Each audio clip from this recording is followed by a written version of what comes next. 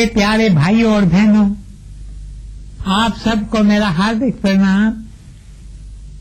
श्याम सुंदर ने कैसे कैसे खेल खेले, लीलाएं रचाई। 5000 पहले प्रभु स्वयं पृथ्वी पर पधारे अपने मुख पर मुरली की मधुर तान लेकर। इस तान ने कई लोगों पर जादू लगाया।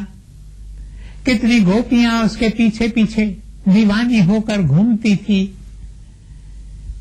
कि श्याम सिर्फ हमारे ओर निहारे। इन सब गोपियों में से श्याम की कृपा हुई एक पर, वह थी राधा। राधा राधा गोकुल में नहीं रहती थी, न तो वह श्याम के बारे में कुछ जानती थी। श्याम सुंदर 7 साल का था। एक दिन माता ने देखा कि श्याम बिस्तर से उठ ही नहीं रहा। उसने पूछा, श्याम तुम्हें क्या तकलीफ है? श्याम की माता उसे अपने प्राणों से भी अधिक प्यार करती थी। श्याम को कौन प्यार न करता। श्याम बिस्तर पर लेटा था और उदास लग रहा था। माँ ने सोचा, आज मेरे श्याम सुंदर को क्या हुआ है? मेरे प्राणों से भी प्यारे को क्या हुआ है? माता यशोदा ने श्याम सुंदर को प्यार करते हुए कहा, बेटे सूरज निकल आया है, तुम अब तक उठे नहीं हो, क्या हुआ है?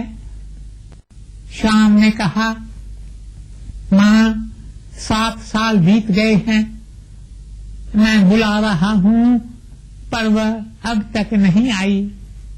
कौन नहीं आई? प्रिय श्याम, तुम किसी को बुलाओ और वह ना आए, ऐसा हो ही नहीं सकता। सब गोपियां तुम्हारे आगे पीछे घूमती हैं। मुझे आश्चर्य होता है कि गोपियों को अपने पति हैं, बच्चे हैं, पर तुम्हें देखकर वे सब कुछ भूल जाती हैं। तुम्हारी मुरली की तान सुनकर उनके दिल में न जाने कौन सी तरंगे उठती हैं।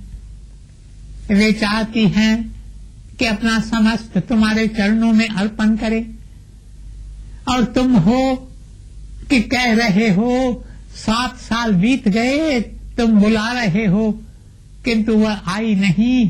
कौन कौन? श्याम ने कुछ जवाब नहीं दिया। थोड़ी देर में श्याम उठा और माता यशोदा ने उनके मुख से ये शब्द सुने, जिन्हें मैं प्यार से पुकार रहा था, जिनके लिए मैंने आंखें बिछाई थी, वह आज आ रही है, आज आ रही है। माता यशोदा सोचने लगी, श्याम क्या कह रहा है? श्याम तो हमेशा शरारतें करता रहता है, आज न जाने उसे कौन सी शरारत सूझी है। श्याम उठकर अपना काम करने लगा। माता भूल गई कि श्याम सुबह क्या कह रहा था। फिर श्याम ने कोई शरारत की और माता ने उसे ओखली से बांध दिया।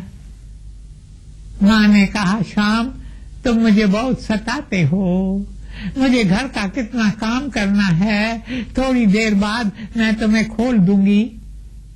माँ रसोई घर में काम करने लगी।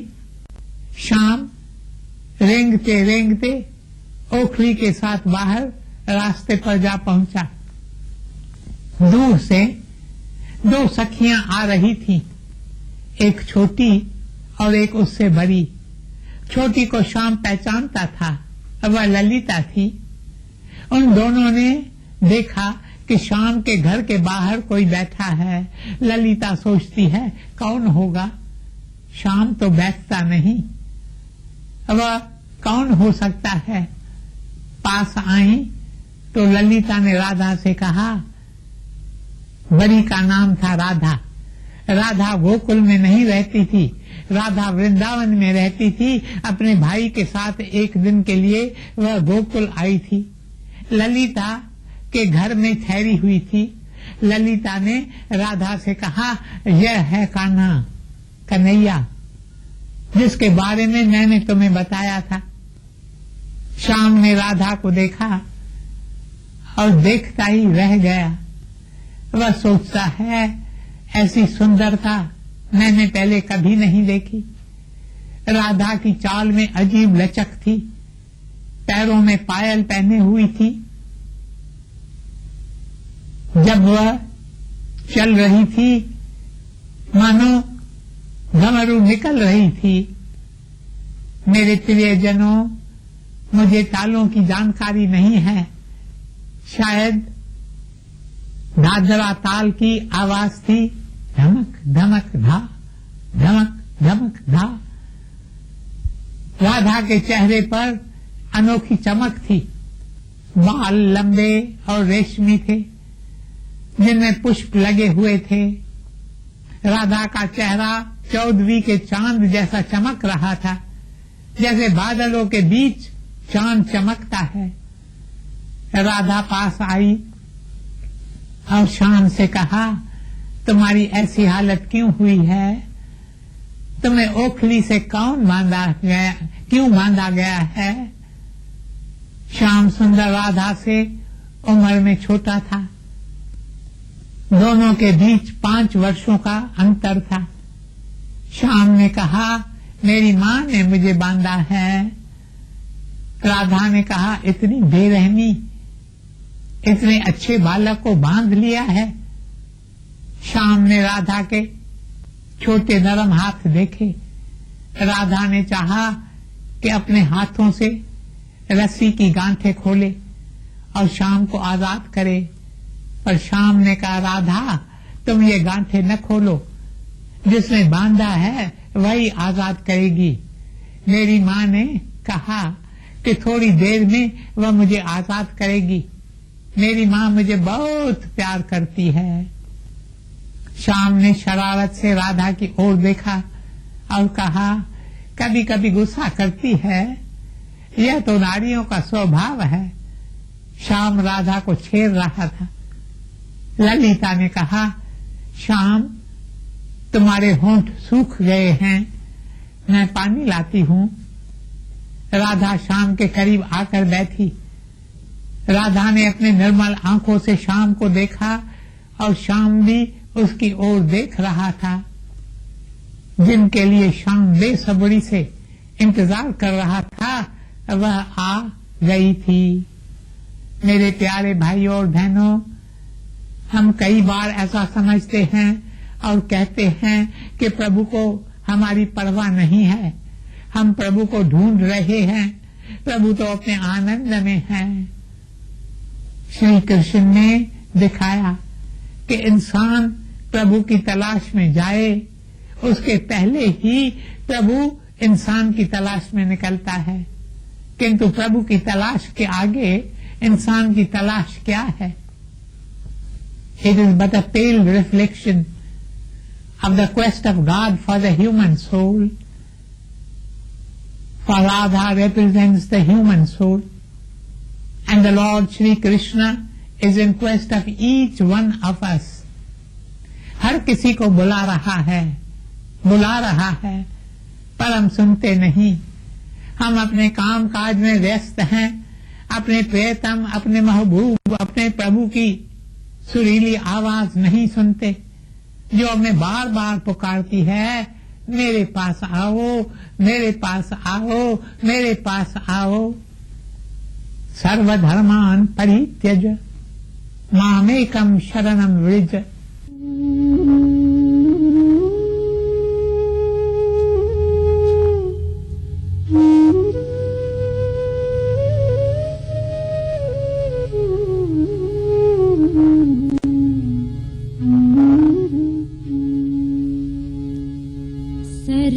सर्वधर्मान् परित्यज्य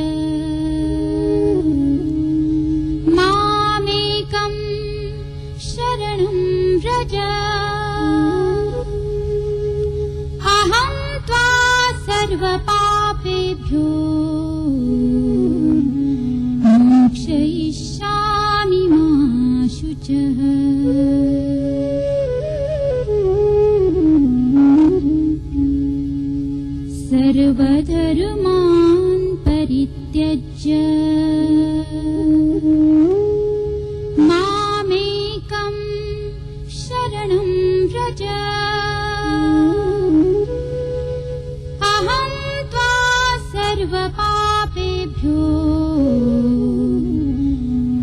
मोक्षयिष्यामि मा शुचः।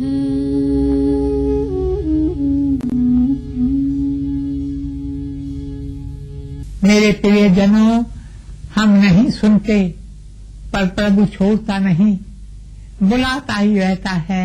एक भाग्यशाली दिन जब हम वह आवाज सुनते हैं और कहते हैं, श्याम हमारे प्रियतम, हम तुम्हारे पास आ रहे हैं, अपना समस्त जीवन तुम्हारे चरणों में ही अर्पण करते हैं, तुम्हारे शरण में आ रहे हैं। आज से हमारा डर, हमारी सारी चिंताएं चली गईं, क्योंकि अब तुम हमारे रखवाले हो, तुम दयालु हो, कदम कदम पर हमें संभालोगे।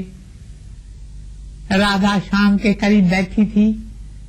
राधा ने श्याम से पूछा, क्या तुम नंद के बालक, नंद के लाडले हो, जिसकी चर्चा गोकुल के हर घर में हो रही है?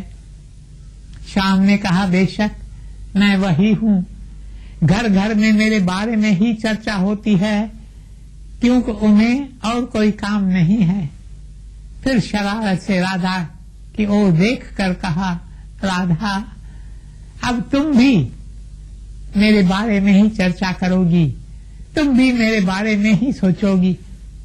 राधा ने कहा, मैं क्यों तुम्हारा ध्यान करूंगी, मैं तो यहाँ सिर्फ एक दिन के लिए आई हूँ, मैं कल चली जाऊंगी।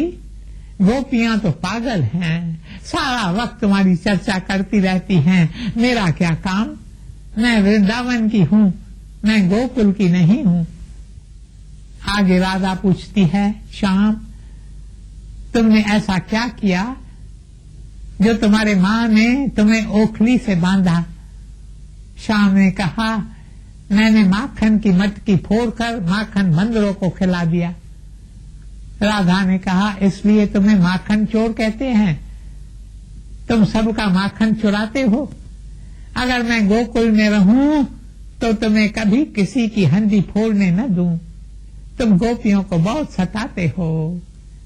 श्याम ने कहा, राधा अगर तुम गोकुल में आ जाओ तो मैं वचन देता हूँ कि किसी को नहीं सताऊंगा, मैं प्रण करता हूँ किसी की हंडी नहीं फोड़ूंगा, सिर्फ तुम्हारी हंडी फोड़ूंगा। राधा ने कहा, अगर मैं गोकुल में रहूं तो मैं तुम्हें सीधा कर दूं, फिर तुम कभी किसी को सताओगे नहीं। मैं देखूंगी कि you behave very well towards everyone. मेरे प्यारे भाइयों और बहनों, दोनों के बीच प्रेम भरी बातें चल रही थी। तब राधा ने देखा कि श्याम के बाहों पर निशान थे, इन निशानों में मिट्टी भरी हुई थी। उसने श्याम से कहा, मैं मिट्टी साफ करती हूँ। यह सब श्याम की शरारत थी। श्याम ने स्वयं ही अपने बाहों पर निशान बनाए और उन पर मिट्टी लगाई कि राधा उन्हें देखे तो उसे दया आ जाए। राधा ने प्यार से मिट्टी साफ की और श्याम के घुंघराले बालों से भी मिट्टी साफ की। फिर राधा ने कोई आहट सुनी और तुरंत दूर जाकर खड़ी हो गई। देखा यशोदा माता और गोपियां आ रही थी। यशोदा ने श्याम की दशा देखकर उसे गले लगाया और कहा, मैं तुम परवारी जाऊं मेरे श्याम, मैं तो भूल गई कि मैंने तुम्हें ओखली से बांधा था। मैं समझ रही थी कि तुम जंगल में गौएं चराने गए हो, मुझे माफ करना। फिर यशोदा माता ने उसकी रस्सियां खोली, उसे गले लगाया और कहा, तुम मेरे प्राणों के प्राण हो। मेरे प्यारे भाइयों और बहनों, यह थी पहली मुलाकात राधा की श्याम से। उस रात श्याम को नींद नहीं आ रही थी। श्याम के विचार बार बार राधा की ओर जा रहे थे। वह बार बार उठकर खिड़की से झांक कर सोच रहा था कि कब सूरज निकलेगा, कब भोर होगी तो मैं दौड़कर राधा के पास जाऊं, कहीं राधा वृंदावन न लौट जाए। मैं उसे एक बार मिलना चाहता हूँ। शाम सारी रात करवटें बदलता रहा। मेरे प्रियजनों, सारी रात प्रभु के संत सत्पुरुष जागकर हमें विचारों से धन्य करते हैं, पर अफसोस हम नींद में सोए रहते हैं। पर राधा सोई नहीं थी। राधा पर तो जादू चल गया था। श्याम ने राधा से कहा था कि आज से तुम भी मेरे बारे में सोचोगी। राधा भी सारी रात करवटें बदलती रही, सोच रही थी मैं सुबह चली जाऊंगी, ऐसा न हो कि शाम का दर्शन किए बिना ही चली जाऊं। मैं शाम के पास कैसे जाऊंगी? मैं अपने भाई से क्या कहूंगी? यशोदा माता का घर ललिता के घर से काफी दूर है और ललिता का घर वृंदावन की ओर जाने वाले रास्ते पर है। फिर शाम के घर कैसे जाऊंगी? शाम का दर्शन कैसे करूंगी? राधा प्रार्थना करने लगी, प्रभु मैंने तुमसे कभी कुछ नहीं मांगा, अब मैं तुमसे एक बात मांगती हूँ। राधा यह बात नहीं जानती थी कि श्याम स्वयं प्रभु है। वह कह रही थी, प्रभु ऐसा न हो कि मैं श्याम सुंदर का दर्शन किए बिना ही गोकुल से चली जाऊं। सुबह होते ही श्याम अपने घर से गायब हो गया और ललिता के घर ठीक उस वक्त आ पहुंचा जब राधा और उसका भाई बैलगाड़ी में चल रहे थे। श्याम भी छलांग लगाकर गाड़ी में जा बैठा। श्याम ने कहा कि गोकुल की सीमा तक मैं आपको छोड़ने चलूंगा। राधा बहुत खुश हुई और मन ही मन कहा, प्रभु तुम हो, तुम प्रार्थना सुनते हो। मेरे प्यारे भाइयों और बहनों, ऐसा होता है जब जिज्ञासु तलाश में निकलता है तो शुरू शुरू में प्रभु उसकी सभी प्रार्थनाएं सुनता है। बाद में प्रभु कहता है कि अब तुम मेरी पकड़ में आ गए हो। बैलगाड़ी तेज चल रही थी और तेज रफ्तार के कारण गाड़ी को कभी कभी झटका लगता तो श्याम उछलकर राधा की गोद में जा गिरता। दोनों बहुत खुश थे, सोच रहे थे कि बैलगाड़ी को बहुत कम झटके आ रहे हैं। जब भी झटका लगता श्याम राधा की गोद में जा गिरता। गोकुल की सीमा आ गई। श्याम गाड़ी से उतरा, राधा को टाटा किया। तब राधा ने कहा, श्याम मैं पूछना भूल गई कि तुम्हारी उम्र कितनी है? श्याम ने कहा, मेरी उम्र 7 साल है राधा, और तुम्हारी उम्र कितनी है? राधा ने कहा, मैं 12 साल की हूँ।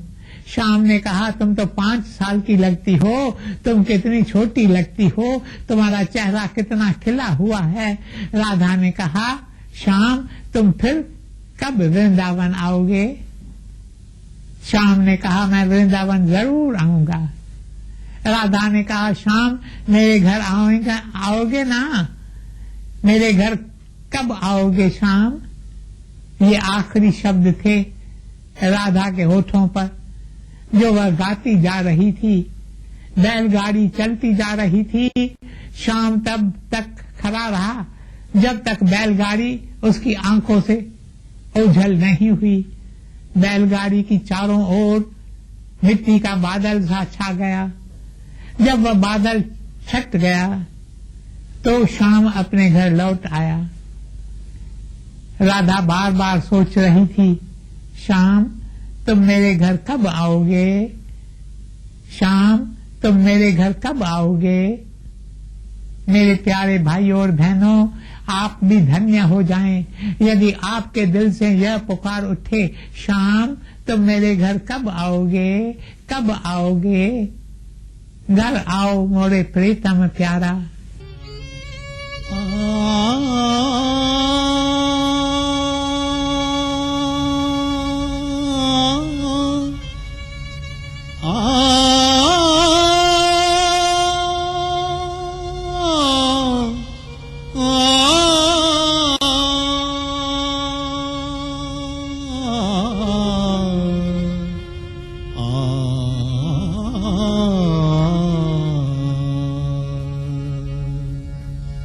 घर आवो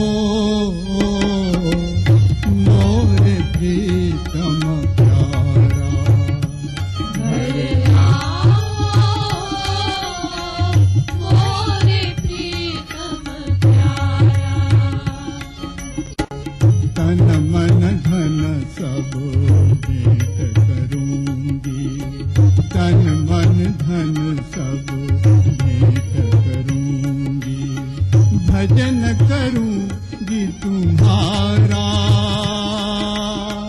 भजन करूंगी तुम्हारा। हे गिरधर गोपाला, घर आओ मोरे प्रीतम प्यारा। घर आओ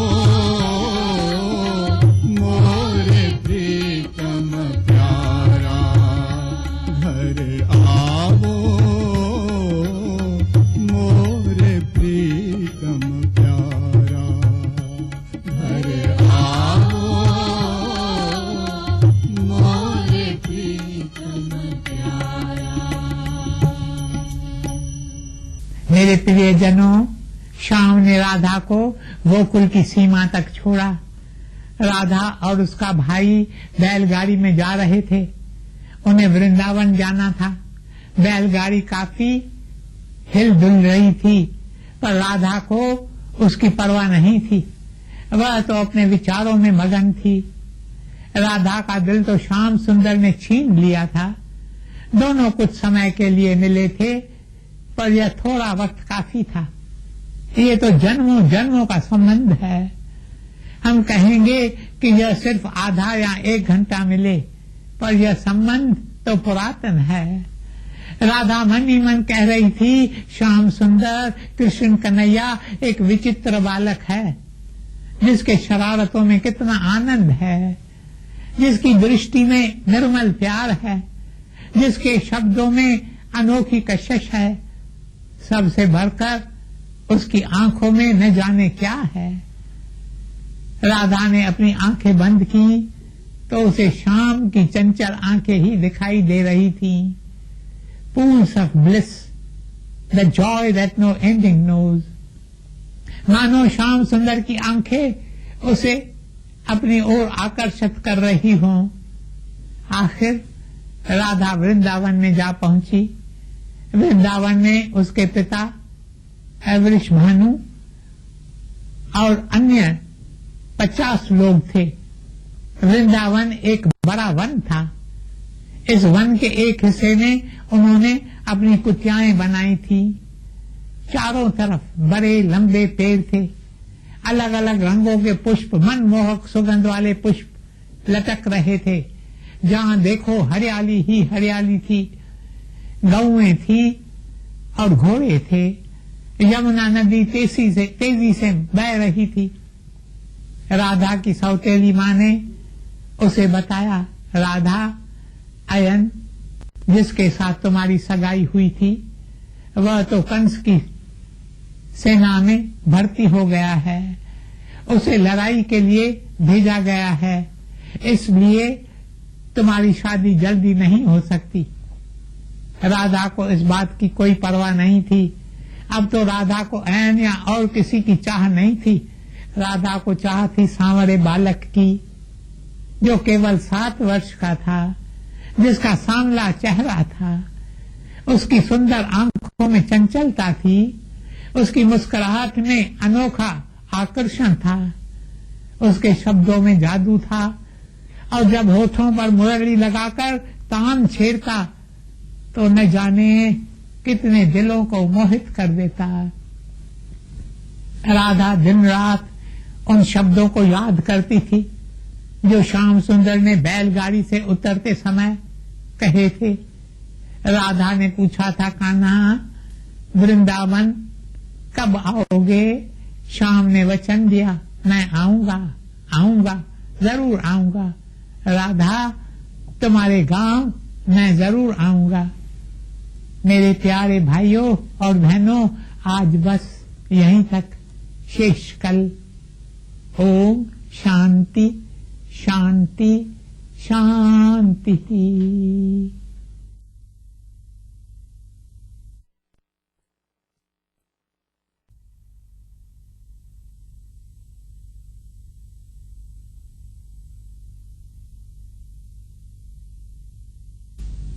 मेरे प्यारे भाई और बहनों, आप सबको मेरा हार्दिक प्रणाम।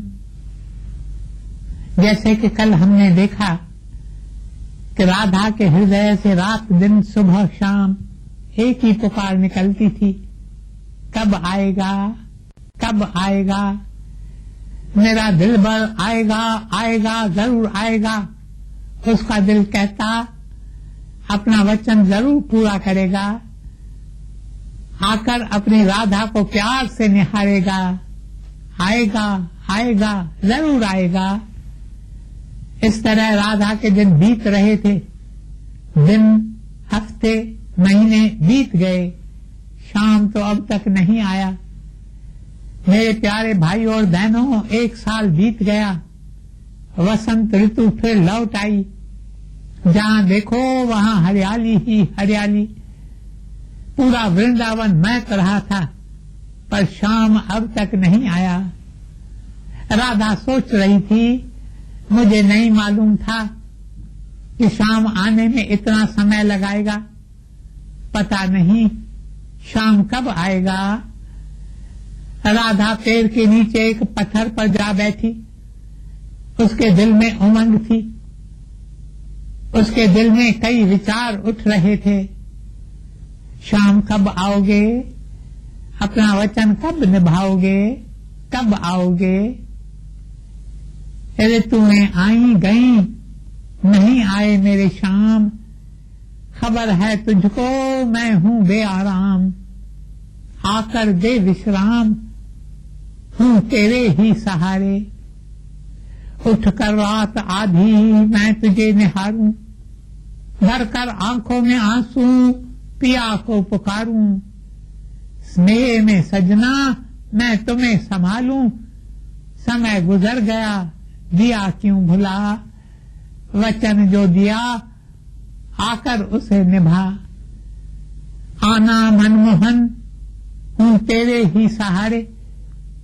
बुरे दिन हैं मैंने यहाँ तो गुजारे। मिलन की प्यासी बैठी बात निहारूं, बिरह बत्ती जलाऊं, हूँ तेरे ही सहारे। करना देर सजना जल्दी आओ, निकल न जाए प्राण अब तो दरस दिखाओ।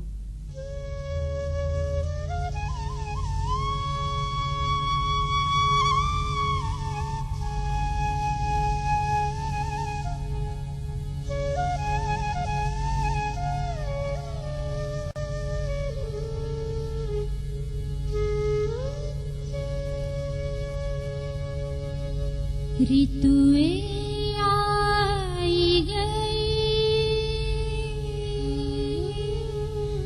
नहीं आए मेरे शाम। ऋतुएं आई गई, नहीं आए मेरे शाम। खबर है तुझको हूँ मैं बेआराम, आकर दे विश्राम, हूँ तेरे ही सहारे।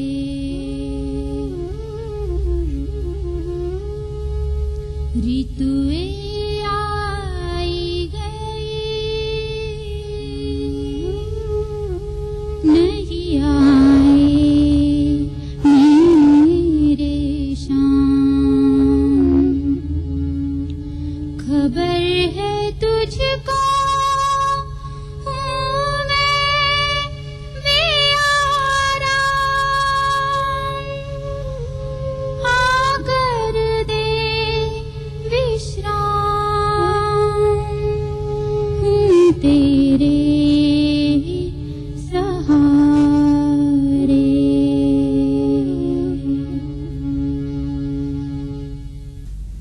प्रियजनों, पिछले वर्ष बहार के मौसम में शाम तुमने कहा था कि तुम जरूर आओगे। फिर से वसंत ऋतु लौट आई है, तुम अब तक नहीं आए। मेरी शाम, तुम तो जानते हो कि मैं तुम्हारे बिना व्याकुल हूँ। जब मैंने हंसकर तुमसे कहा था कि क्या तुम ही शाम हो जिसकी चर्चा गोकुल के घर घर में होती है, तो तुमने कहा था हाँ मैं वही हूँ। आज से तुम भी मेरी चर्चा करोगी, तुम मेरे बारे में सोचती रहोगी। शाम, मैं सोचती थी कि तुम जल्दी आओगी। 1 साल बीत गया है, मेरे लिए यह 1 साल 1 सदी से भी अधिक है। तुमसे दूर रहकर मेरे दिन कैसे बीत रहे हैं, यह तो सिर्फ मैं जानती हूँ। घायल की घट घायल जाने और न जाने कोई। जो अपने महबूब से दूर रहता है वही जानता है कि एक एक पल कैसे बीतता है। मेरे प्रियजनों, इस समय राधा की यह हालत है। अब वह दिल के दर्द से पुकारती है कि मेरे दिन कठिनाई से बीत रहे हैं, मेरा और कोई आसरा नहीं है। घर में सौतेली माँ, पिता सारा दिन अपने काम में व्यस्त, सिर्फ तुम्हारा ही आसरा है। मैं विरह का दीप जलाकर बैठी हूँ। दिन रात 8 पहर 24 घंटे दम दम पल पल मेरे अंदर से विरह का धुआं निकल रहा है। मैं यह दीप इस उम्मीद में जला रही हूँ, इस उम्मीद से जलाकर बैठी हूँ कि तुम आओगे, तुम आओगे। मेरे प्रियतम, जल्दी आओ, अब और देर न करो, जल्दी आओ, जल्दी आओ। यदि तुमने और देर की तो मेरे प्राण ही निकल जाएंगे। अकेली अकेली बैठी राह निहारूं, कब लौटोगे, बैठी पुकारूं।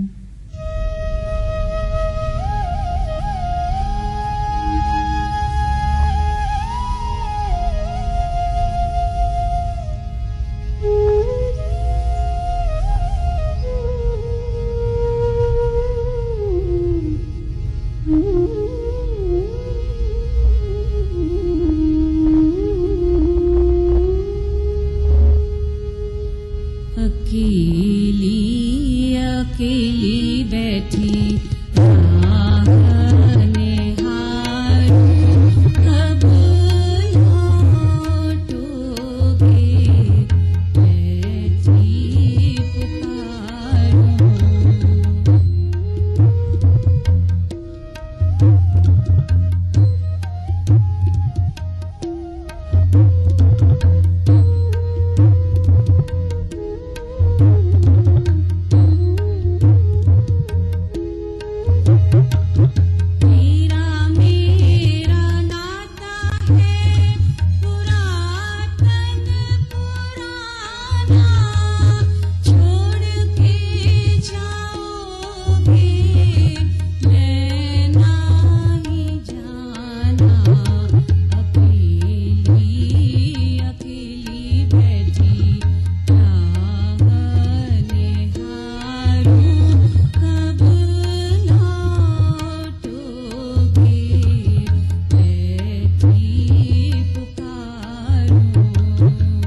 मेरे प्यारे भाइयों और बहनों, राधा इस तरह पुकार रही थी और अपने दिल को दिलासा दे रही थी। उसे विश्वास था कि शाम सुंदर जरूर आएगा। तब कुछ लोगों ने आकर कहा कि हम गोकुल से आए हैं, हमें नंद बाबा ने वृषभानु से मिलने के लिए भेजा है। नंद बाबा ने कहा है कि अब हमारा गोकुल में रहना बहुत कठिन हो गया है, क्योंकि रात के समय भेड़िए आते हैं और कभी कभी तो हमारे बच्चों को उठा ले जाते हैं, हमारे कुत्तों को ले जाते हैं। हमें लगता है कि प्रभु की इच्छा है कि हम गोकुल में न रहें। वृषभानु ने हमें कहा था कि वृंदावन सुंदर स्थान है, तुम सब यादव वृंदावन में आकर हमारे साथ रहो। अब नंद बाबा ने संदेश भेजा है कि हम सब वृंदावन में आने के लिए तैयार हैं। वृषभानु को जब यह संदेश मिला तो वह बड़ा खुश हुआ और कहा तुरंत आ जाओ। जब वृषभानु ने घर आकर यह बात बताई तो राधा का दिल खुशी के मारे नाचने लगा और उसने मन ही मन कहा आखिर शाम ने अपना वादा निभाया है, मेरे दिल का दिलबर आ रहा है। मेरे प्रियजनों, राधा कौन है? राधा है वह जिसके अंदर प्रभु के लिए प्यास है, जिसे संसार और संसार की चीजें, इंद्रियों का ऐशो आराम आकर्षित नहीं करता, जिसे संसार से कुछ नहीं चाहिए, जिसके दिल की एक ही पुकार है, I need thee beloved, I need nothing else. कुछ ही दिनों में यादव वृंदावन में आ पहुंचे। नंद बाबा उनका राजा था, आगे सब छोटे बच्चे थे। सबसे आगे कौन था? सांगला, शरारती बालक। उसके हाथ में एक छोटी छड़ी थी, कमर के पट्टी में मुरली थी, माथे पर पगड़ी बंधी हुई थी। कृष्ण ने मुकुट नहीं पहना था।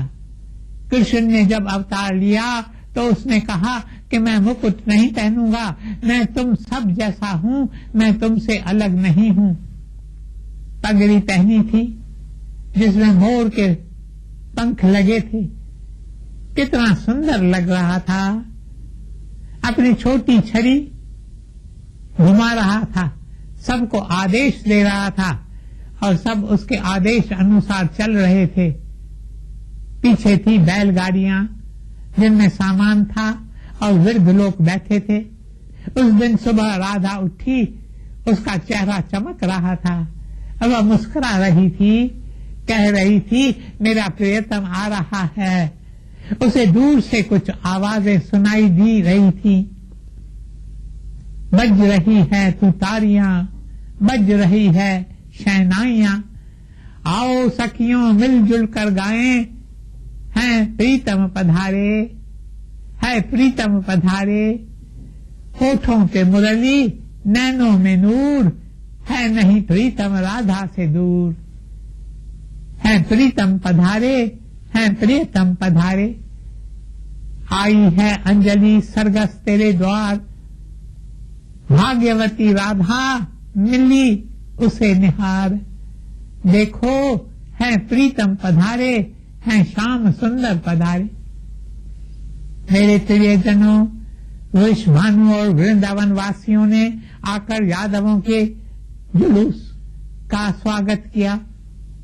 सब सांवले कृष्ण की ओर निहार रहे थे, जिसने सबको आकर्षित कर दिया। वह था माखन चोर। माखन है the love of the human heart. Krishna है किसी के दिल का प्यार चुराता है। राधा ने कृष्ण को देखा और वह खुद को रोक नहीं पाई, दौड़कर अपने बाहों में कृष्ण को उठा लिया और सीने से लगाया। कृष्ण राधा के नरम रेशमी बालों पर हाथ फेरने लगा। राधा का चेहरा लाल हो गया। कभी उसका मन कहता कृष्ण को छोड़ दे, पर फिर सोचती थी कि 1 साल कृष्ण से दूर रही हूँ, अब जी भरकर प्यार कर लूं। कृष्ण को उठाकर खड़ी थी। गोकुल के बच्चे बहुत खुश हो रहे थे यह देखकर कि हमारे प्यारे कृष्ण कन्हैया को राधा ने अपनी बाहों में उठाया है। बच्चे हाथ में हाथ मिलाकर राधा और कृष्ण की चारों ओर गोल गोल घूमने लगे। राधा सब कुछ भूल गई, वह भी नाचने लगी और एक गीत में अपनी खुशी का थोड़ा इजहार किया। श्याम सुंदर आज आया। मेरे प्यारे भाइयों और बहनों, कृष्ण ने राधा के बाहों से खुद को छुड़ाया, अपनी कमर में बांधी मुरली निकाली और अपने होठों पर लगाई जिससे सुरीले आवाज गूंज उठी। गोपियां और ग्वाल राधा और कृष्ण की चारों ओर घूम रहे थे, नाच रहे थे, तालियां बजा रहे थे। यह थी पहली रास लीला जो कृष्ण ने वृंदावन के सीमा में कदम रखते ही की थी। पहली बार दिन में रास लीला हुई। अक्सर कृष्ण रात के समय ही रास रचाते थे। रात को यमुना नदी के किनारे पर खड़े होकर मुरली बजाते और गोपियां दौड़ कर आती थीं। शाम ने पहली रास लीला रची, तब सूरज आसमान में चमक रहा था, बादलों के पीछे से झांक रहा था, मानो देखना चाहता था कि उसका मालिक आज क्या कर रहा है। मेरे प्यारे भाई और बहनों, जुलूस आगे बढ़ा। कृष्ण, बलराम, यशोदा माता, रोहिणी माता, नंद बाबा सब ने वृषभानु के घर में आकर विश्राम किया। रात को एक कमरे में राधा अपनी सौतेली मां के साथ सो रही थी। दूसरे कमरे में कृष्ण, बलराम, यशोदा और रोहिणी सो रहे थे। सुबह होते ही यशोदा और रोहिणी गौओं का दूध दुहने चली गई। राधा दबे पांव कृष्ण के कमरे में आई। कृष्ण सोया था। There he slept, his head cradled in the bend of his arm. There was a sweet smile on his lips. Then, as though he felt the presence of Radha, he opened his eyes and saw her. A breeze of joy swept over Radha as he called out her name, Radha.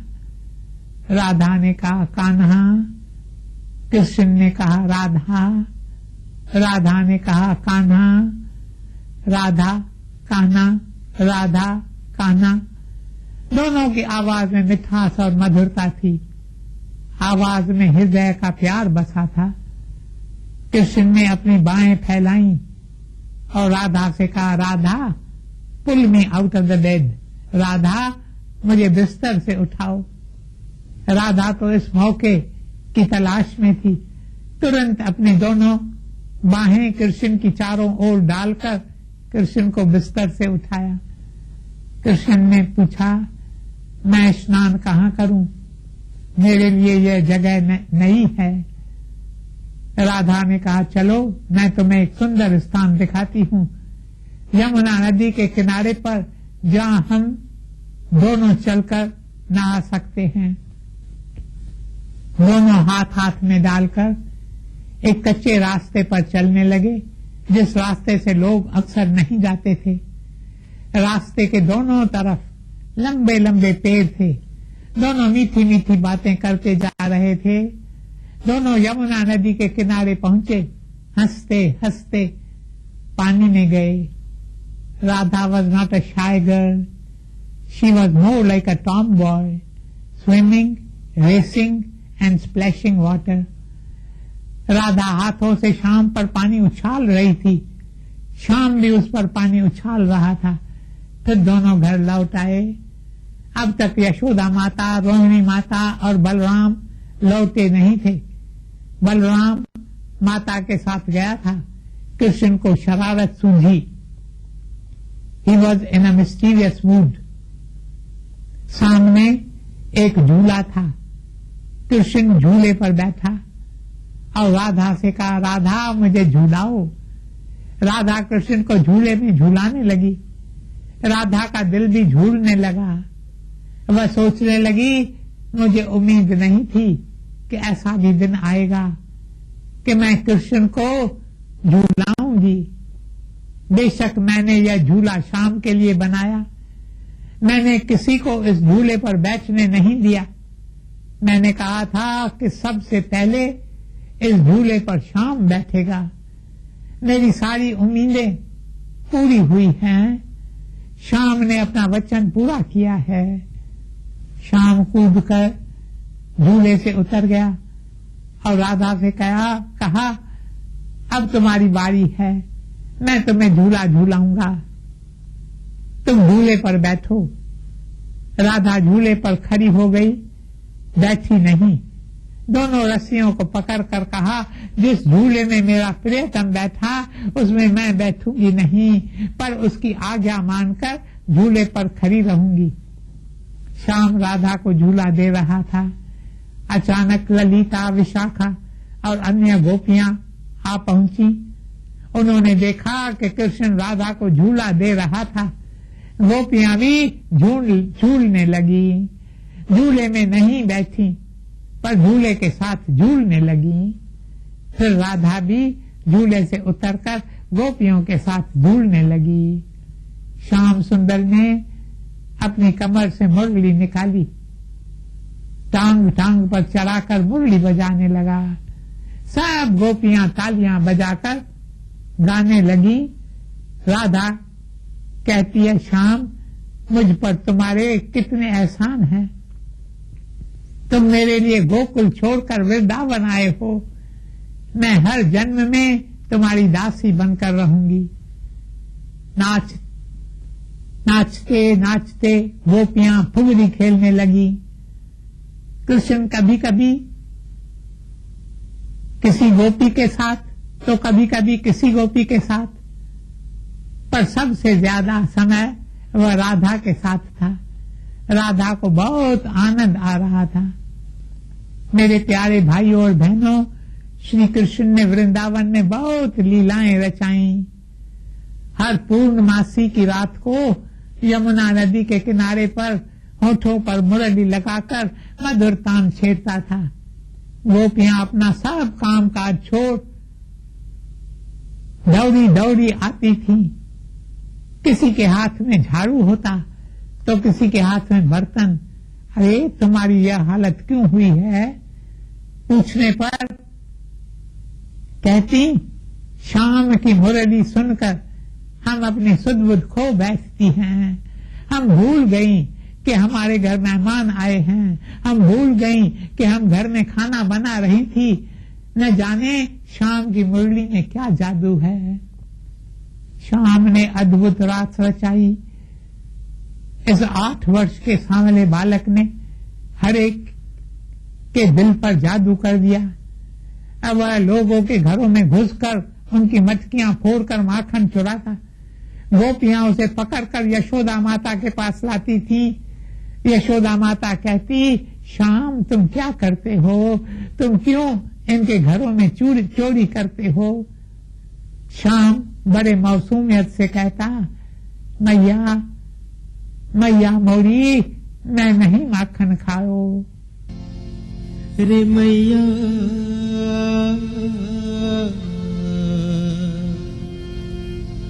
रे मैया मोरी, रे मैया मोरी, मैं नहीं माखन खायो।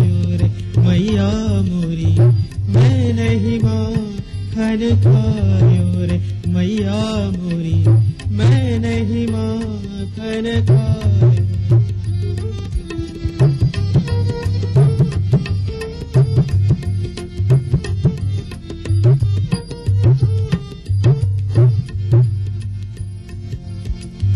मैया मोरी भोर भयो गैयन के पाछे, तूने मधुबन मोह पठायो।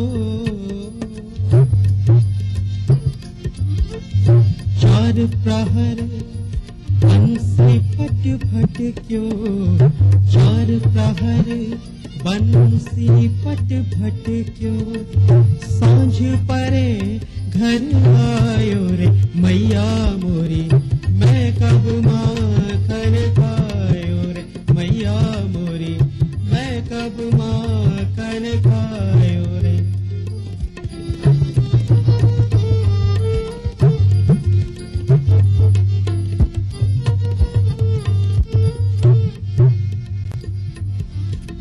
मैया मोरी,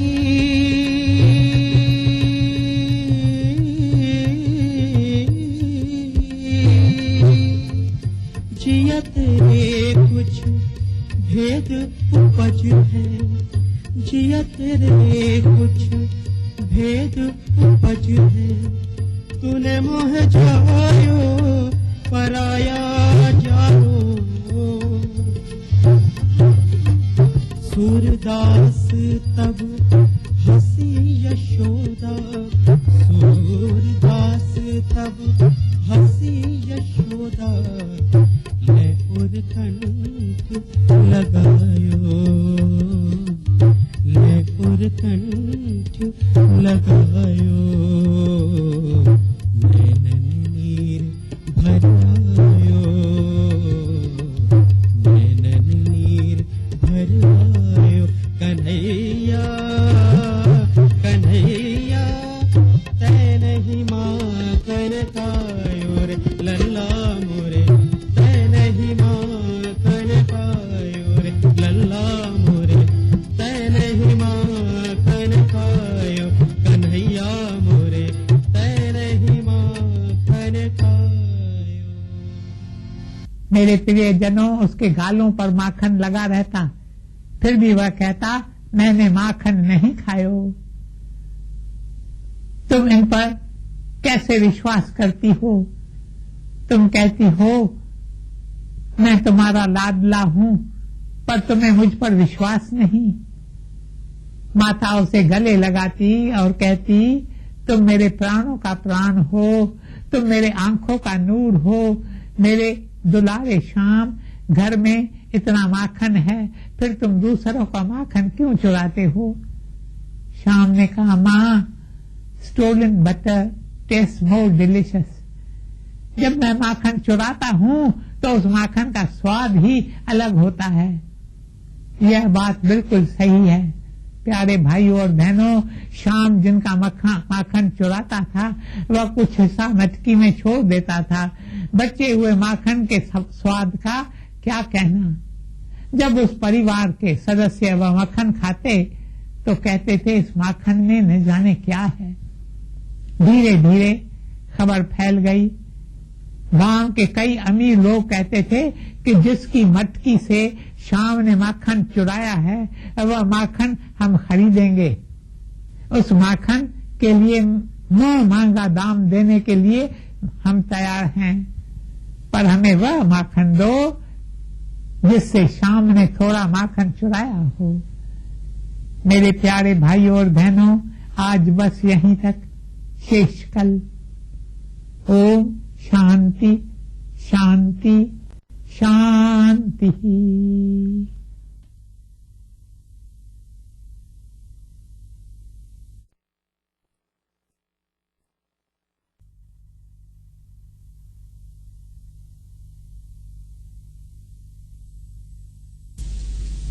मेरे प्यारे भाइयों और बहनों, आप सबको मेरा हार्दिक प्रणाम। जैसे कि कल हमने देखा कि हर गोपी चाहती थी कि श्याम उसके घर आए। श्याम कहता था मैं तुम्हारे पास नहीं आऊंगा, तुम तो यशोदा माता से मेरी शिकायत करती हो। फिर गोपियां श्याम को मनाती थी। मेरे प्यारे भाई और बहनों, काश श्याम हमारा भी माखन चुराए। Butter is a symbol of the love that is in every human heart.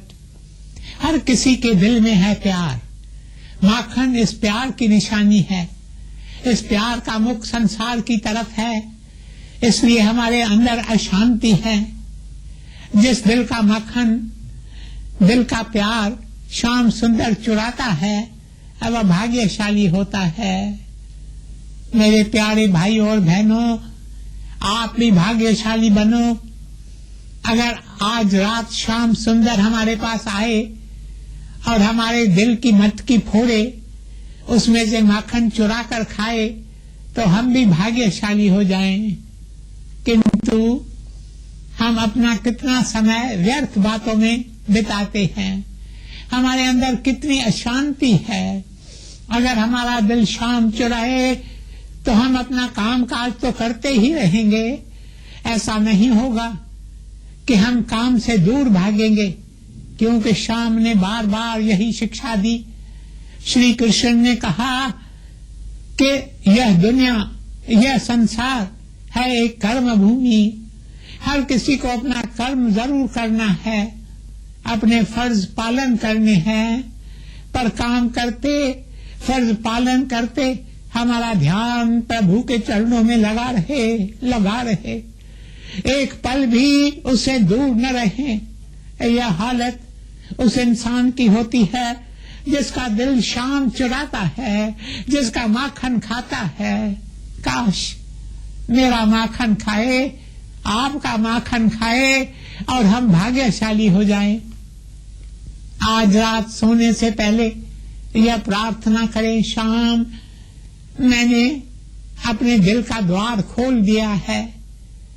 आए माखन चोर, तुम इस द्वार से अंदर चले आना और मेरे दिल का प्यार चुरा लेना। दिल की मटकी फोड़कर मेरा माखन चुरा लेना। सुबह जब मैं उठूं तो स्वयं को नवीन महसूस करूं, अपने अंदर एक अनोखा उत्साह और भक्ति महसूस करूं। मेरे प्रियजनों, शाम को सब गोपियां भाती थी, पर सबसे अधिक भाती थी राधा। स्वाभाविक है, अन्य गोपियों में खुसुर फुसुर शुरू हो गई। कहने लगी, राधा में कान्हा ने न जाने क्या देखा है, उसके पीछे भांवरा होकर घूम रहा है, हमारी तरफ देखता ही नहीं, सारा वक्त राधा राधा राधा। शाम ने बहुत बार साबित कर दिखाया कि राधा उसे क्यों इतनी प्यारी लगती है। राधा शाम को प्यारी है क्योंकि राधा ने अपना समस्त अर्पण किया शाम के कमल चरणों में। राधा के लिए जिंदगी है शाम, राधा का मंदिर है शाम, राधा का शास्त्र है शाम, राधा की माला है शाम, राधा का सब कुछ है शाम। राधा के बिना शाम आधा, कहते राधे श्याम, जन्म जन्म के भाग जगा दे एक राधा का नाम।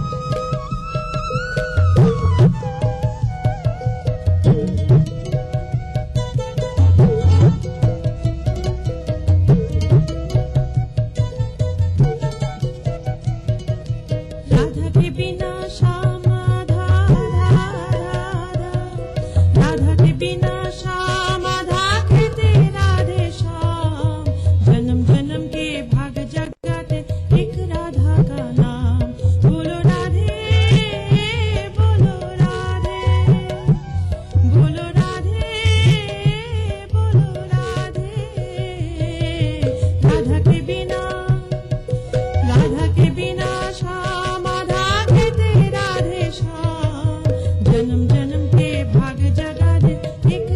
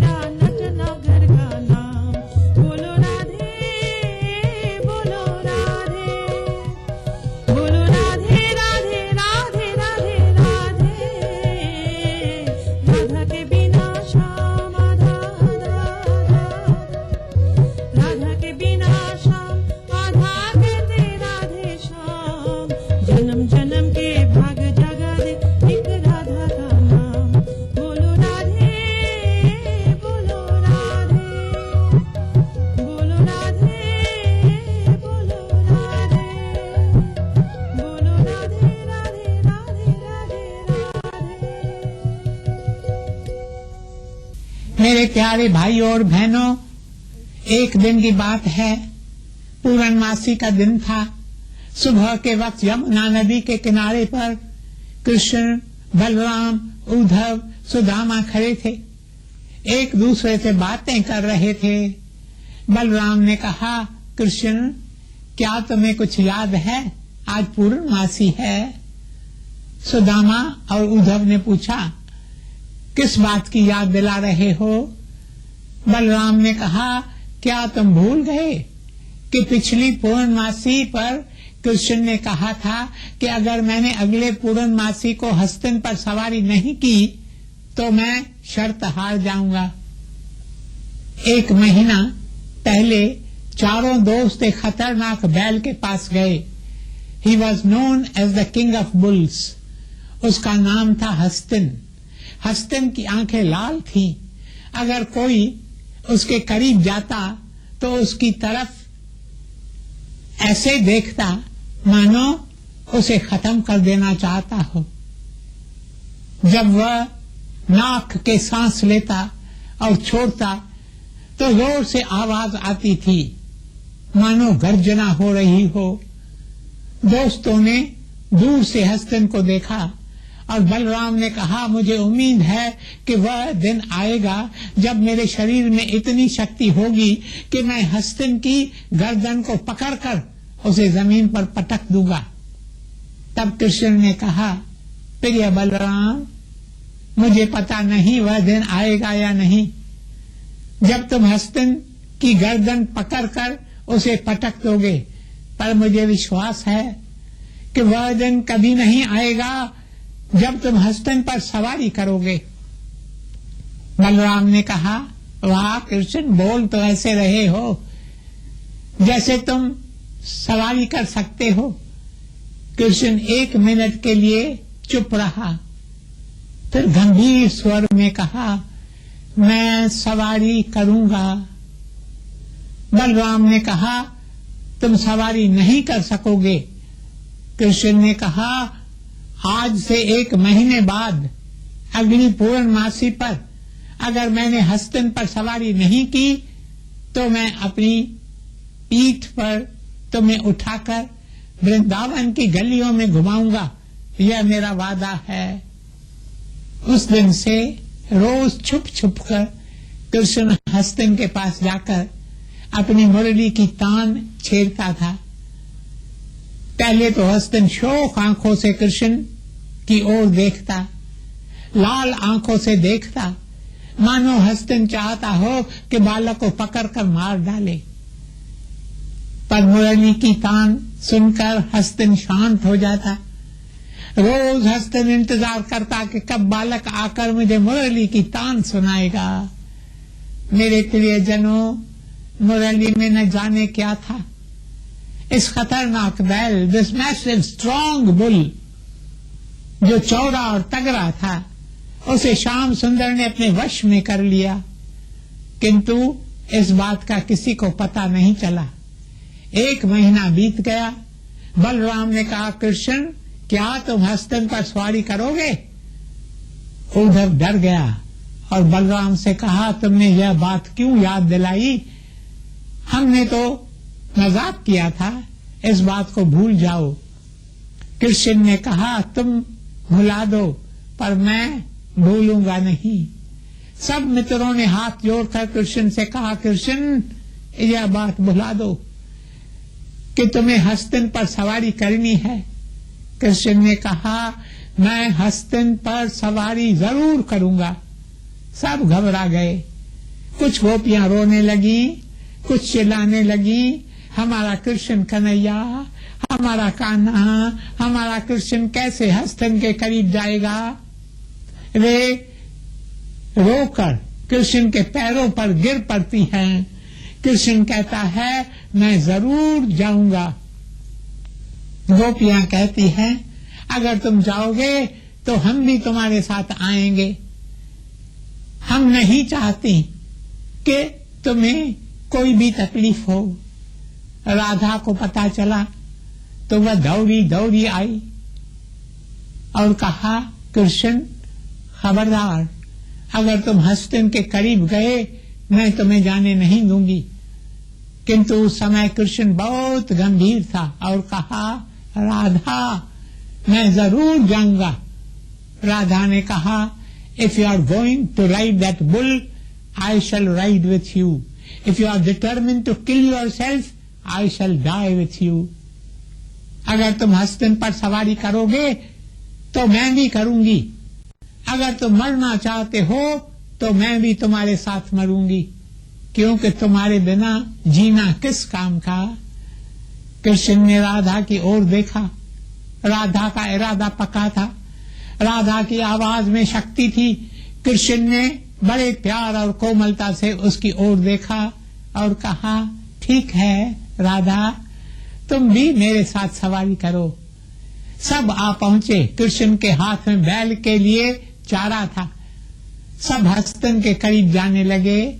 हस्तिन बड़ी जोर से गर्जना कर रहा था। गर्जना सुनकर सब गोपियां भाग गईं। उद्धव, बलराम, सुदामा थोड़ी दूर जाकर खड़े हो गए। सिर्फ राधा, सिर्फ राधा, सिर्फ राधा कृष्ण के साथ खड़ी थी। कृष्ण ने राधा से कहा, मैं हस्तिन को चारा देता हूँ, पर तुम सारा समय मेरे साथ ही खड़ी रहना।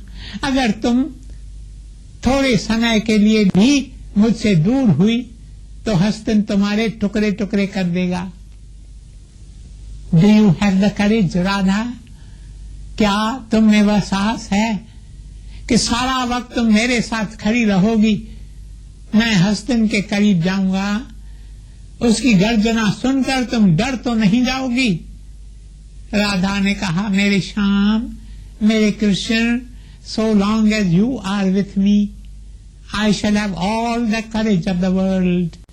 जब तक तुम मेरे साथ हो, दुनिया की सारी शक्ति मेरे साथ होगी, तुम घबराओ नहीं। तू ही मेरा सब कुछ, मेरा बल, मेरी शक्ति, मेरा ध्यान, ज्ञान, तू ही मेरी शक्ति। तुझ बिन और कोई नहीं जानू, पल भर भी तुमसे दूर ना रह पाऊं।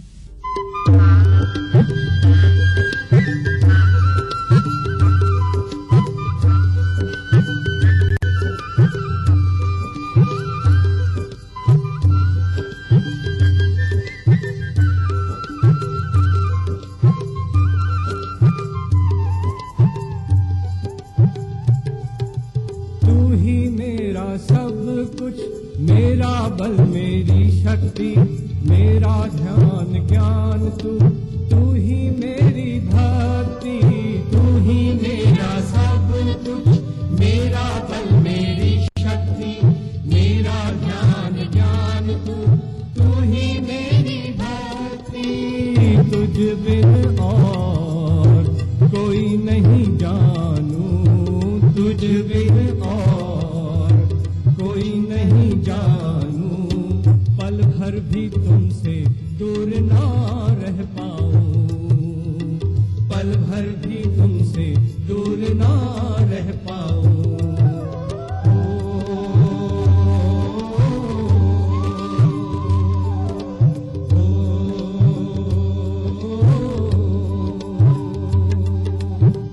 आई तेरे द्वार, आई तेरे द्वार, आई तेरे द्वार, आई तेरे द्वार, मोरे प्राणधार, आई तेरे द्वार, मोरे प्राणधार, आई तेरे द्वार।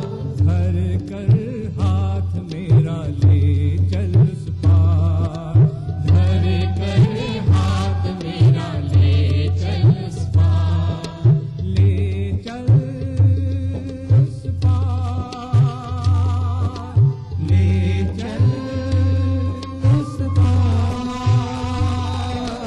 मोरे प्राण आधार, मोरे प्राण आधार, मोरे प्राण आधार, मोरे प्राण आधार।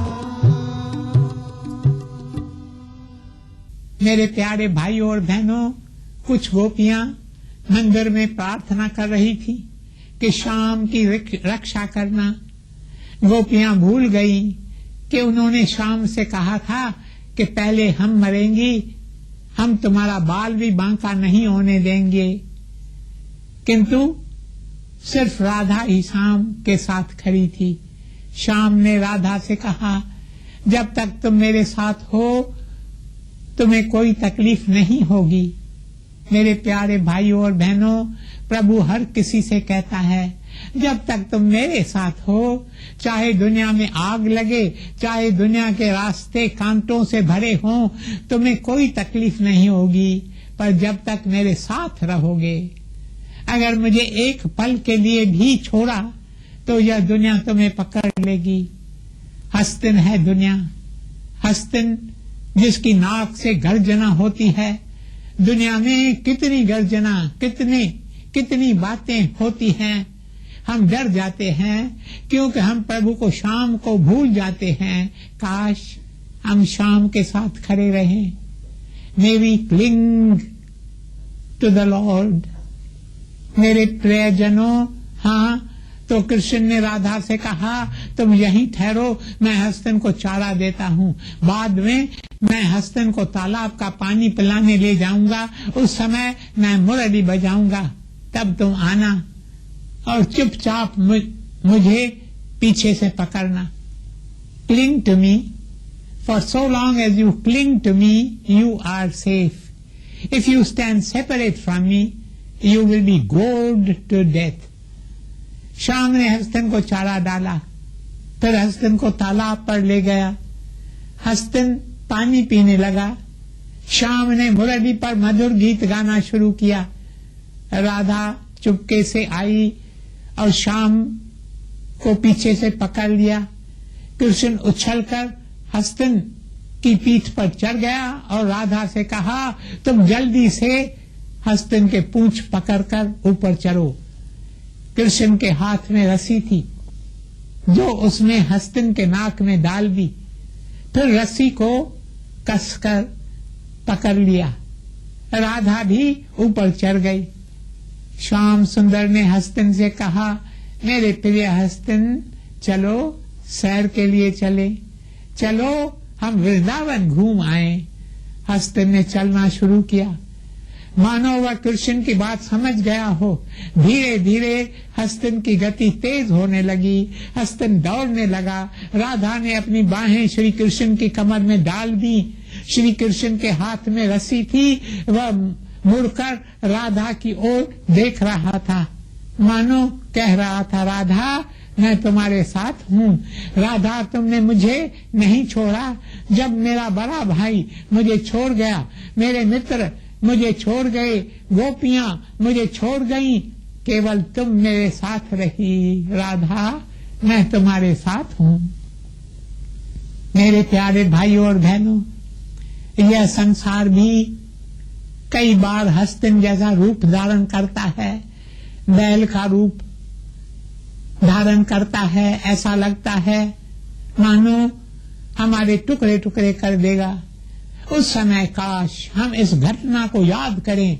उस समय हम भी श्याम सुंदर श्री कृष्ण को पुकारें, so long as I cling to thee O Lord I am safe, but if I stand apart from thee I shall be gored to death. जब तक हम श्री कृष्ण को पकड़ कर रखते हैं, तब तक संसार हमें छू नहीं सकता।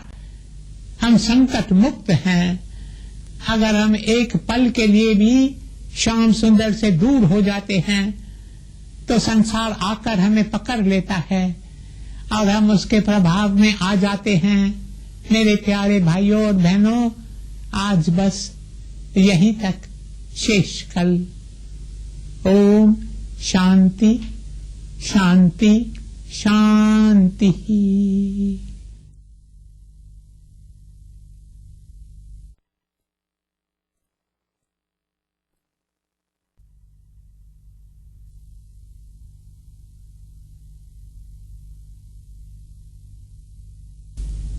मेरे प्यारे भाइयों और बहनों, आप सबको मेरा हार्दिक प्रणाम।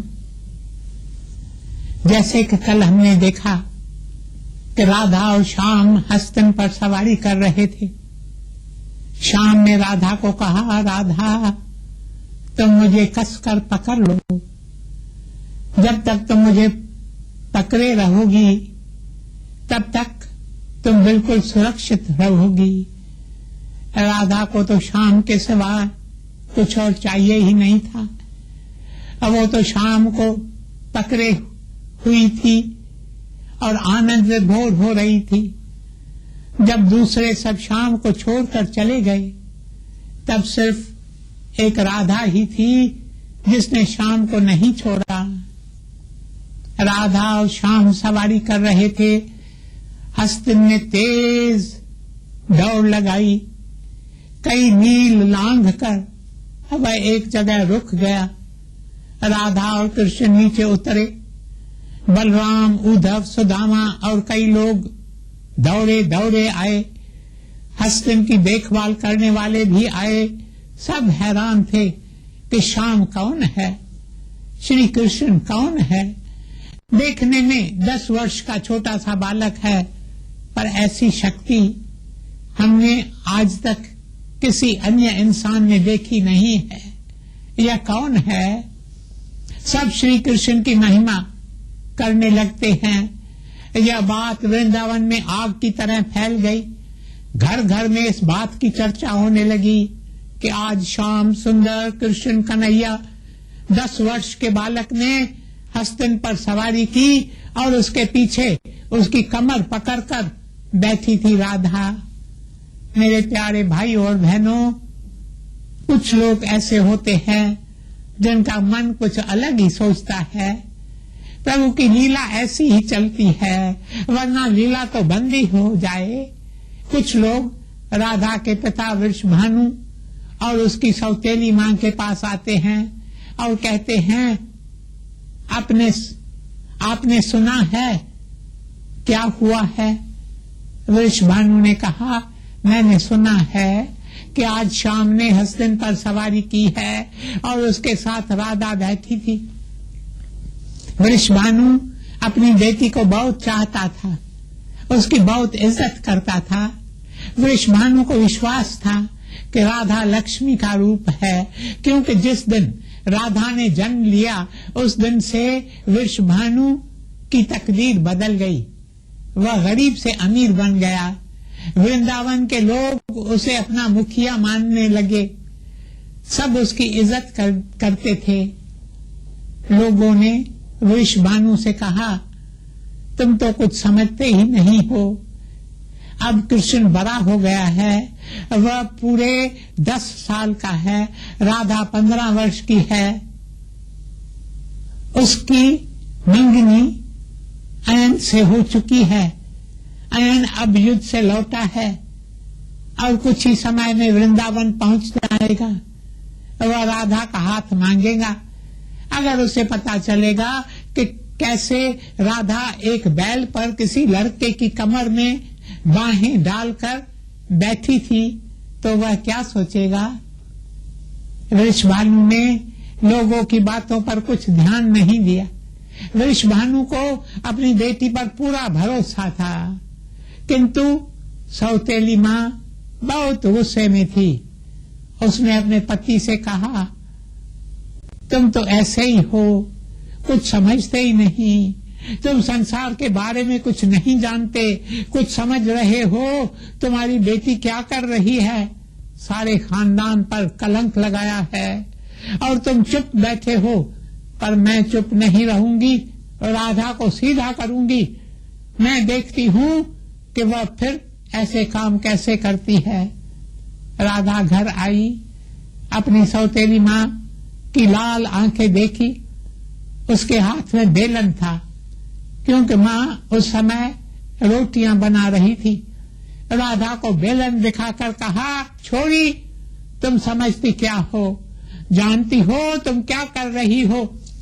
15 साल की हो गई हो, अब तक नाचना कूदना गया नहीं। आज तुमने क्या गुल खिलाया है? उस दिन पूर्णमासी थी। हर महीने पूर्णमासी के रात श्री कृष्ण यमुना नदी के किनारे रास रचाता था, मुरली बजाता था, गोपियां दौड़ी दौड़ी आती थी, दीवानी होकर श्री कृष्ण के साथ रास खेलती थी। अमल कमल कर मुरली धर, बंसी बजावन आए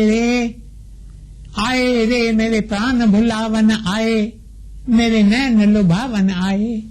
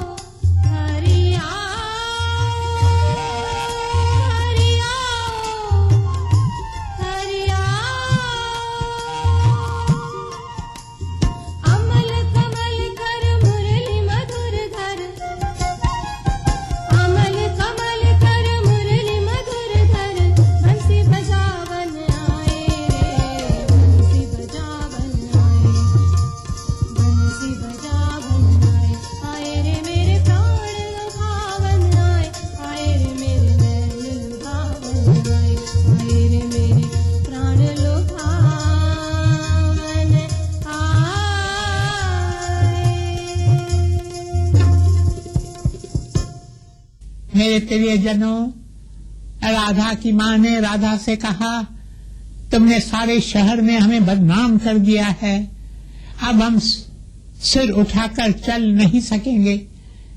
इस काले लड़के ने न जाने तुम पर क्या जादू किया है, सब लड़कियां उसके पीछे दीवानी होकर घूमती हैं, यह काला लड़का शरीफ नहीं है। राधा ये शब्द सह नहीं पाती, मानो राधा के दिल को किसी ने छुरी से चीर लिया हो। राधा ने कहा, माँ तुम मुझे जो कहना चाहती हो कहो, पर कृष्ण मेरे कान्हा के बारे में कुछ मत कहो। He is the purest of the pure. He is as strong as a young man of 30 and he is as wise as a sage of 70. मेरे प्यारे भाइयों और बहनों, मुझसे कई नौजवान सवाल करते हैं, कृष्ण ने गोपियों के साथ रास रचाई, हम क्यों नहीं रचा सकते? हम डिस्कोज में जाते हैं, फिर हमें क्यों रोका जाता है? मैं उनसे कहता हूँ, मेरे प्रियजनों, यह बात न भूलना कि जब कृष्ण ने ये खेल खेले उस समय वह छोटा बालक था। बचपन में किसने खेल नहीं खेले? दूसरी बात कि जब तुम कृष्ण जैसे निर्मल और पवित्र बनो तब तुम लड़कियों के साथ खेल सकते हो। पर क्या यह सच है कि तुम कृष्ण की तरह निर्मल और पवित्र हो? जब तुम किसी लड़की की ओर देखते हो तो तुम्हारे मन में काम वासना नहीं उठती? हाँ, तो राधा ने माँ से कहा, in him there is no thought of lust, उसके दिल में कोई विकार नहीं है।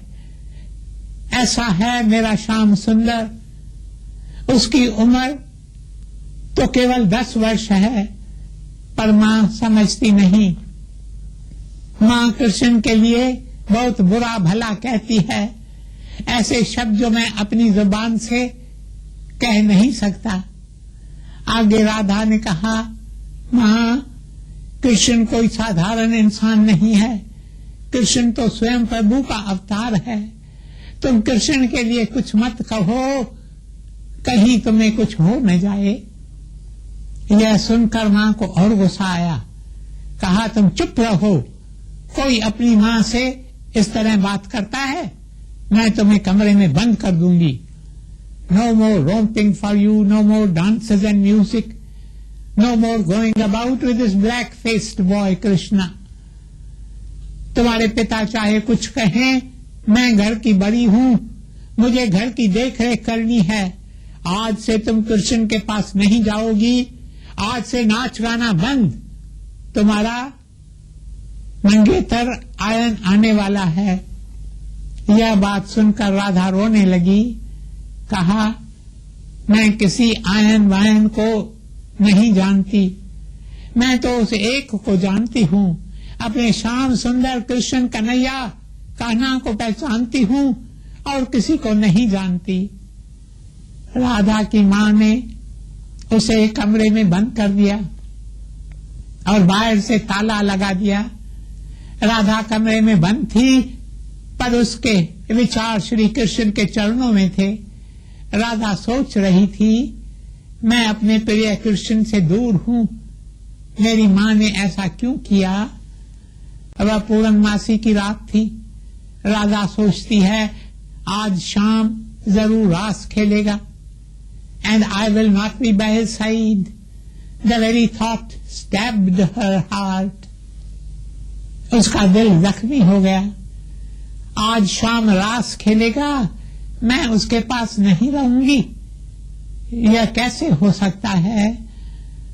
उस रात श्याम सुंदर ने अपने होठों पर मुरली लगाई। मुरली से सुर ही नहीं निकल रहा था।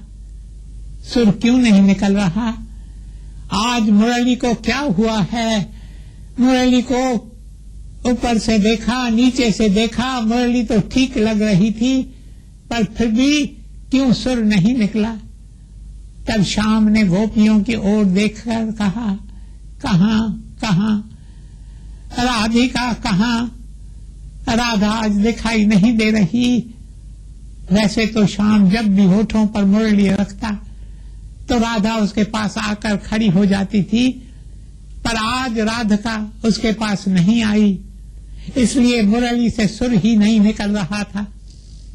अब मुरली बजे भी तो किसके लिए? श्याम निराश होकर एक पेड़ के नीचे बैठ जाता है। एक गोपी जिसका नाम विशाखा था, अब वह राधा के घर के नजदीक रहती थी, दौड़ी दौड़ी आई और पूछा, श्याम कहाँ? फिर उसने श्याम को कागज का एक टुकड़ा दिया और कहा, मैं जब रास खेलने आ रही थी, रास्ते में राधा का घर था, राधा ने खिड़की से मुझे देखा और कहा, विशाखा तुम श्याम के पास जा रही हो, मेरा यह कागज श्याम को देना। उस कागज के टुकड़े पर राधा ने लिखकर भेजा था, कन्हैया तुम रास खेल रहे हो, किंतु मैं हूँ कमरे में बंद। उधर राधा सोचती है, आज पहली चांदनी रात है जब मैं शाम से दूर हूँ। वह पुकारती है, मेरी माँ ने मुझे कैद कर रखा है, हे कृष्ण तुम आकर मुझे आजाद करो। शाम ने जाने के सोच में डूब गया। उसका शरीर बेशक पेड़ के नीचे था, पर उसकी आत्मा न जाने कहाँ थी। राधा कमरे में बंद थी। उसे अचानक मुरली की आवाज सुनाई दी जो उसे पुकार रही थी। सच तो यह था कि यमुना किनारे कृष्ण ने मुरली बजाने की बहुत कोशिश की, पर मुरली बजी नहीं। वास्तव में वह मुरली राधा के कमरे में बज रही थी और राधा से कह रही थी, उठो, तैयार हो जाओ। क्या तुम भूल गई हो कि आज चांदनी रात है, आज शाम के साथ रास लीला करनी है, रास के वस्त्र पहनो। राधा सोचने लगी कि आवाज कहाँ से आ रही है, पर मैं कैसे जा सकूंगी, खिड़की में लोहे की सलाखें लगी हुई हैं, मैं उन्हें कैसे तोड़ूंगी? But in obedience to the voice of the flute which comes to her, Radha उठी और आवाज सुनकर रास के वस्त्र पहने अचानक उसके घर के बाहर बैलगाड़ी रुकने की आवाज आई। राधा की माँ ने दरवाजा खोला तो देखा कि उसका भाई आया है। माँ ने अपने भाई से पूछा, इतनी रात के समय तुम यहाँ क्यों आए हो? भाई ने कहा, आज हमारे पिता को खेत में एक सांप ने डस लिया और वे बेहोश हो गए हैं। काफी कोशिशें की हैं, झाड़ फूंक करवाई है, पर उनकी टांग नीली होती जा रही है। पता नहीं अब पिता इस संसार में कितना समय रहेंगे, इसलिए मैं तुम्हें बताने आया हूँ, अगर तुम पिता के अंतिम दर्शन करना चाहते हो तो अभी मेरे साथ चलो। राधा की माँ यह बात सुनकर घबरा गई। उस वक्त उसे याद आया कि राधा ने एक बार बताया था कि काले लड़के ने कालिया सांप को अपने वश में किया था। माँ ने सोचा, उसमें इतनी शक्ति है तो मैं क्यों न उससे कहूँ कि वह कुछ करे। तुरंत राधा के कमरे का दरवाजा खोला। उसे देखकर आश्चर्य हुआ कि राधा ने रास के वस्त्र पहने थे, पर कुछ पूछा नहीं। राधा से कहा, राधा, मैं तुमसे माफी मांगने आई हूँ, मैं तुमसे ठीक से पेश नहीं आई। तुमने मुझसे कहा था कि कृष्ण के बारे में ऐसे शब्द न कहो, कुछ हो न जाए। मैंने फिर भी गुस्से में आकर कुछ शब्द कह दिए। मेरे पिता को सांप ने डस लिया है। राधा, अब तुम दौड़कर अपने स्वामी के पास जाओ, मेरी तरफ से उसके चरण पकड़ो और विनती करो। मैं सच कहती हूँ कि कृष्ण में शक्ति है, शक्ति है, शक्ति है। कृष्ण कोई साधारण बालक नहीं है। मेरी तरफ से हाथ जोड़कर उससे विनती करो कि मेरे पिता को बचा लो, मेरे पिता को बचा लो। राधा चकित रह गई, यह कैसी लीला है। खैर, अब तो राधा को आजादी मिल गई। वह हिरनी की रफ्तार से भागने लगी। उसने हवा से कहा, आज तुम मुझसे जीत नहीं सकती। मैं उड़ती हुई अपने श्याम के पास जाऊंगी। दौड़ती हुई श्याम के पास पहुंची। श्याम ने कहा, तुम्हारे नाना ठीक ठाक हैं। फिर रात शुरू हुई। मुरली से अनोखे सुर निकलने लगे। जो गोपियां वहां मौजूद थीं, उन्होंने महसूस किया कि आज की रास और आज की मुरली का सुर, उसका आनंद ही कुछ निराला था। सब मगन होकर गाने लगे, सब मगन होकर गाने लगी। श्याम सुंदर आज आया आया, श्याम सुंदर आज आया आया।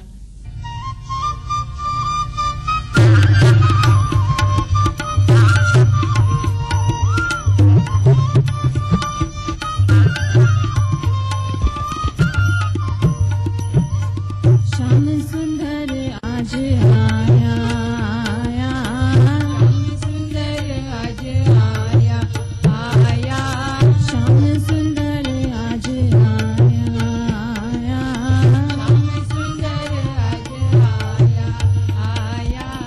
आज पधारा प्रीतम नंद लाला, प्रीतम नंद लाला, प्रीतम नंद लाला। आज पधारा प्रीतम नंद लाला, विरज बंसी पाया, विरज भाला। श्याम सुंदर आज आया आया, श्याम सुंदर आज आया आया, श्याम सुंदर आज आया आया, श्याम सुंदर आज आया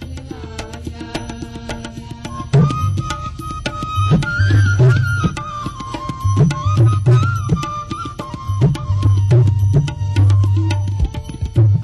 पिया खेलन आया बाग बहारी वेखण आया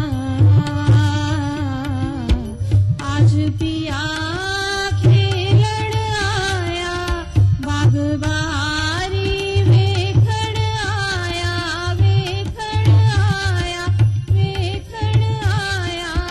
श्याम सुंदर आज आया श्याम सुंदर आज आया श्याम सुंदर आज आया श्याम सुंदर आज आया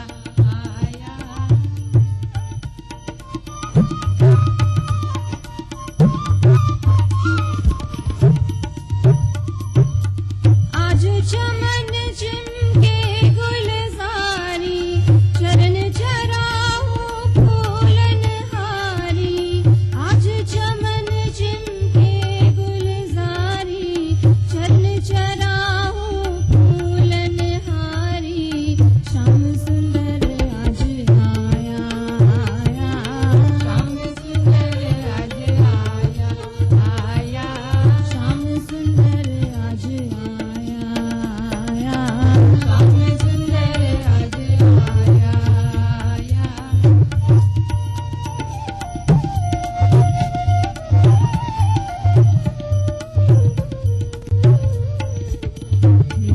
खेलत खेल निराली तस्वीर नादी हैरत वाली खेलत खेलत खेल निराली तस्वीर नादी हैरत वाली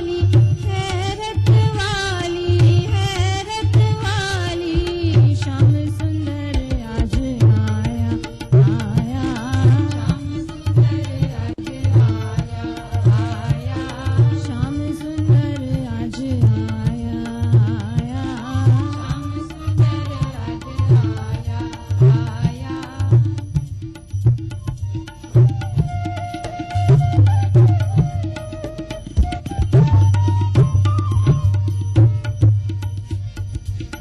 जानव जलवा जलवा दिखाया आज नूरी नूर लाही समाया आज नूरी नूर लाही समाया आज नूरी नूर लाही समाया श्याम सुंदर आज आया श्याम सुंदर आज आया श्याम सुंदर आज आया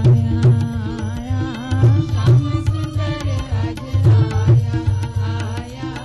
आज पधारा प्रीतम नंद लाला प्रीतम नंद लाला प्रीतम नंद लाला आज पधारा प्रीतम नंद लाला बिरज बंसी पाया बिरज बाला श्याम सुंदर आज आया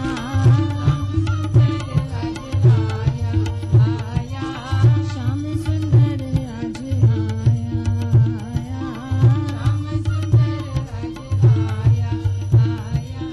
श्याम सुंदर आज आया